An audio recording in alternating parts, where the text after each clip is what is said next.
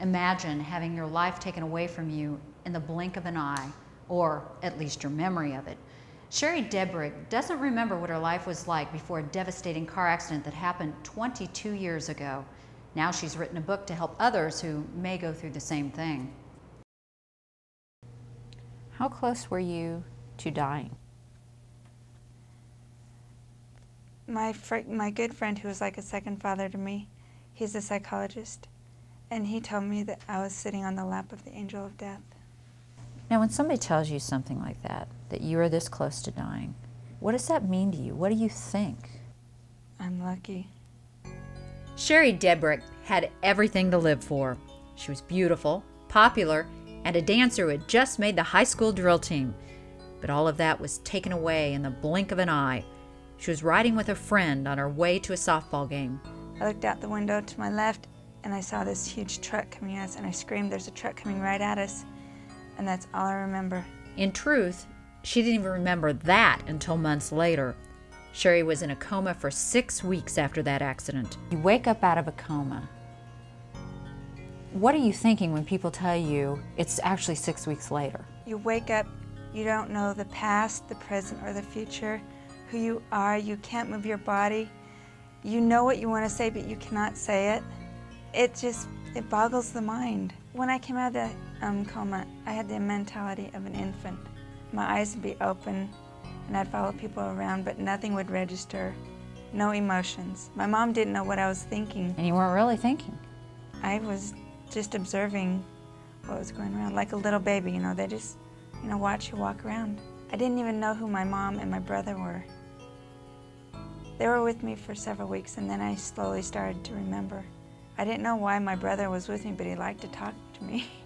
When you look at this car, it's hard to believe she survived. Emergency crews had to use the jaws of life to get her out. It wasn't just a severe head injury Sherri had to deal with. My left side was paralyzed. Sherri also had a broken pelvis, ruptured lungs, and fractured ribs. For months after that accident, she still wasn't able to use her left hand, which her mother refused to give up on. And I kept it curled up and hidden. And she asked me, "Why aren't you moving your left hand?"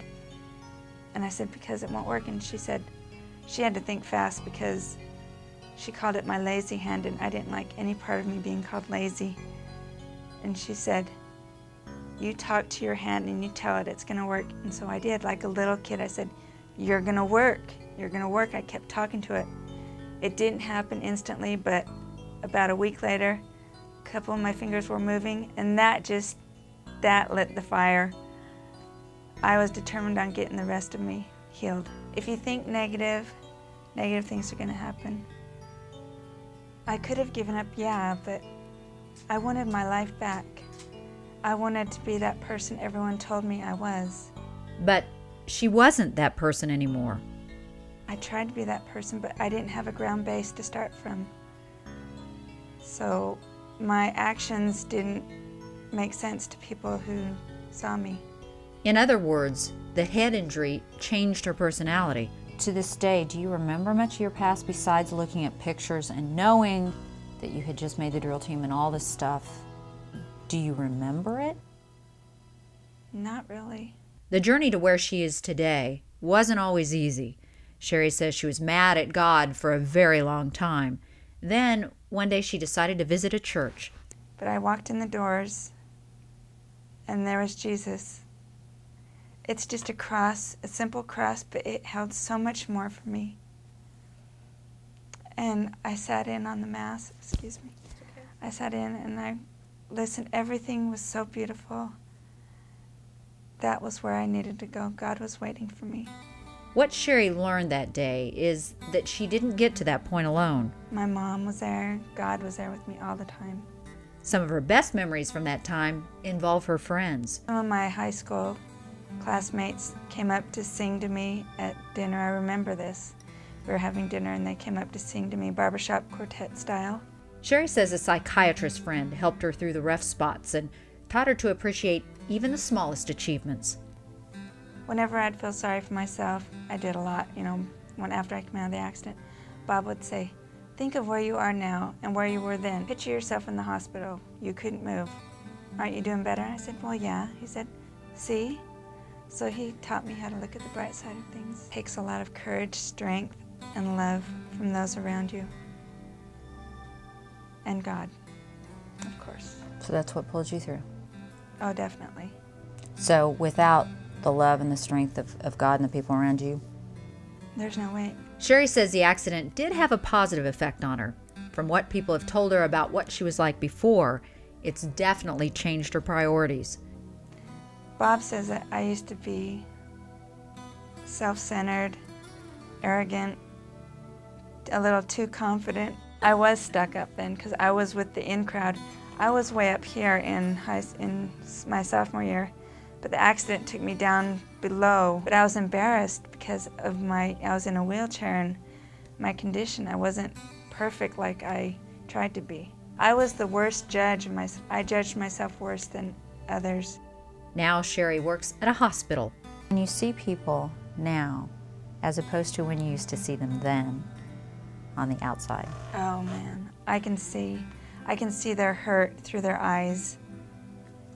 That's why I work here at this Wesley hospital. Because I love, talking to people, helping encourage them to see the bright side of things.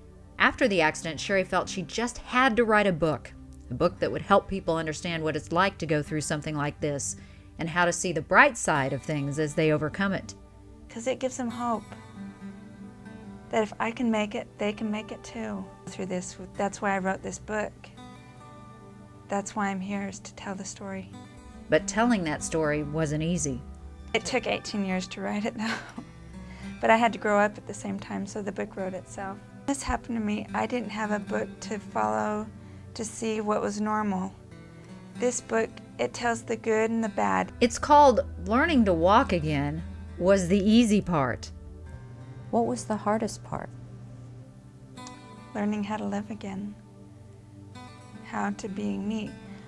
For about 20 years, I was looking for this ghost, this person I used to be, this image. I was searching for this ghost everywhere. And I finally just realized it's a ghost. I've got to stop looking for it and just start being me. And the me she's become is pretty spectacular. And I like who I am now. I feel more comfortable being this person. Bye, you have a good, safe drive. Take care. A comfortable person who understands the power of the human spirit is so alive in all of us. We need to let it out and not keep it under wraps. This accident, I have seen so much and been through so much. I think it's hard for me to say, that I think this accident was a blessing. Sherri's book is called Learning How to Walk Again Was the Easy Part. You can find it at Barnes & Noble here in town, or you can order it online from Amazon.com.